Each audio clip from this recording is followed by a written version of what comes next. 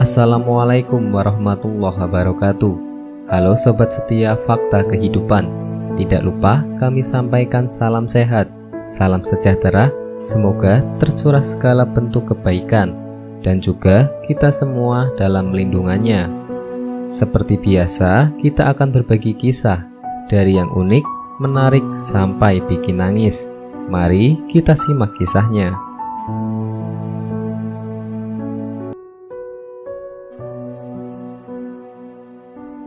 Allah tidak akan mengabulkan doa hambanya sebab 3 perkara ini. Salah satunya tidak yakin. Kita diperintahkan untuk selalu berdoa kepada Allah Subhanahu wa Ta'ala, karena doa adalah bentuk penghambaan manusia terhadap Allah Subhanahu wa Ta'ala. Jangan putus asa bila sering berdoa tapi belum dikabulkan oleh Allah Subhanahu wa Ta'ala, karena bisa jadi Allah sedang mempersiapkan yang lebih baik. Atas izin Allah, semua doa akan dikabulkan, kecuali ada suatu penghalang, bahwa Allah tidak akan mengabulkan doa hamba sebab 3 perkara berikut ini. Yang pertama, seorang hamba yang tidak yakin ketika berdoa. Seorang hamba yang memanjatkan doa bahwa Allah akan mendengar dan mengabulkan doanya. Sebab Allah tidak akan mengabulkan doa orang yang tidak yakin kepada berdoa. Yakin juga berarti kesungguhan. Jika hati tidak bersungguh-sungguh dalam berdoa, maka sebenarnya kamu tidak sedang berdoa. Begitu juga seorang hamba hanya mengulang sesuatu dari buku, atau tak mengerti apa yang ia katakan, dan tidak ada keikhlasan maupun kesungguhan di dalamnya, maka itu hanya membaca kalimat, bukanlah berdoa. Rasulullah SAW pernah bersabda, Allah Subhanahu wa Ta'ala tak akan menerima doa dari seseorang yang hatinya berada di tempat lain. Jika ingin doamu dijawab, maka sebaiknya engkau berdoa dengan sepenuh hati dan jiwamu. Engkau mengerti apa yang dikatakan dan mengatakan dengan penuh arti. Ketika engkau berdoa, akan lebih baik jika menggunakan bahasa ibumu dengan kesungguhan dan keyakinan, daripada berdoa dengan bahasa Arab tapi tidak mengerti. Berdoa bisa dalam bahasa apa saja, intinya dari hati dengan keyakinan dan kesungguhan. Yang kedua, seorang hamba yang menggunakan barang haram.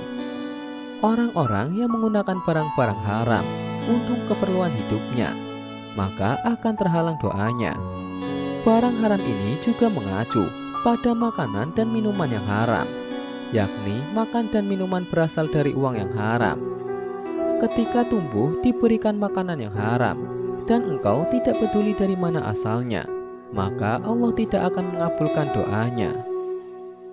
Yang ketiga, orang yang ingin berdoa segera dikabulkan atau tergesa-gesa. Seorang sahabat bertanya, apa itu berarti kita membaca doa dengan cepat-cepat? Rasulullah SAW menjawab, bukan. Tergesa di sini berarti seseorang berdoa, kemudian dia tak melihat jawaban dari doanya. Lalu orang ini berkata, Allah tak mau menjawab doaku. Lantas dia pun berhenti berdoa. Allah Maha Pendengar doa hambanya dengan kebijaksanaannya. Allah mengetahui yang terbaik bagi hambanya. Apakah Allah akan mengabulkan doanya ataukah tidak? Jika dikabulkan, akan disegerakan atau ditunda. Oleh karena itu, sangat tidak patut bila seorang hamba meminta agar doanya disegerakan, seakan-akan memaksa Allah untuk memenuhi kehendaknya. Ada juga 3 kebiasaan ini dapat mendatangkan penyakit menurut pesan Rasulullah. Segera tinggalkan. Bahkan dalam urusan kesehatan pun, Nabi SAW mengajarkan kebiasaan baik supaya tubuh kita tetap terjaga kesehatannya. Akan tetapi, justru kita sebagai manusia kerap kali mengabaikan hal-hal yang menjadi kebiasaan buruk yang dilarang agama. Padahal tidak hanya penyakit fisik, kebiasaan-kebiasaan ini juga akan menimbulkan munculnya penyakit hati. Inilah 3 kebiasaan yang sering kita lakukan yang membawa penyakit bagi kita. Yang pertama, banyak berbicara. Ada ungkapan yang mengatakan bahwa lidah yang tidak bertulang akan lebih tajam daripada pedang. Mungkin ungkapan ini ada benarnya.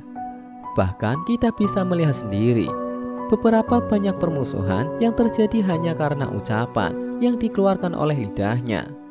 Begitu juga dengan banyaknya peperangan. Semua itu pun bisa terjadi hanya karena tidak menjaga lisan. Banyak bicara merupakan sikap berlebihan yang membawa dampak besar dalam lingkungan. Dari Abu Hurairah radhiyallahu an berkata bahwa Rasulullah bersabda, "Barang siapa yang percaya kepada Allah dan hari akhir ia berkata baik dan diam." Hadis riwayat Bukhari dan Muslim. Yang kedua, banyak tidur. Hal ini sudah banyak diteliti oleh para ahli medis yang mengatakan bahwa terlalu banyak tidur bisa menyebabkan berbagai macam penyakit. Di antaranya adalah sakit kepala, sakit punggung, obesitas, gangguan mental, diabetes, dan bahkan penyakit jantung. Oleh karenanya, Rasulullah SAW mengajarkan umatnya agar tidur sesuai kebutuhan dan tidak berlebih-lebihan. Allah Subhanahu wa Ta'ala berfirman, "Di dunia mereka sedikit sekali tidur di waktu malam dan selalu memohon ampunan waktu pagi fajar." Quran Surat Az-Zariyat ayat 17-18. Ini artinya kita sangat dianjurkan untuk tidur yang cukup dengan bangun malam untuk mengerjakan sholat tahajud. Yang ketiga, banyak makan. Selain tidur yang berlebihan, banyak makan juga bisa menyebabkan banyak penyakit. Saat makan, kita dianjurkan untuk tidak terlalu kenyang. Selain tidur yang berlebihan, banyak makan bisa menyebabkan banyak penyakit.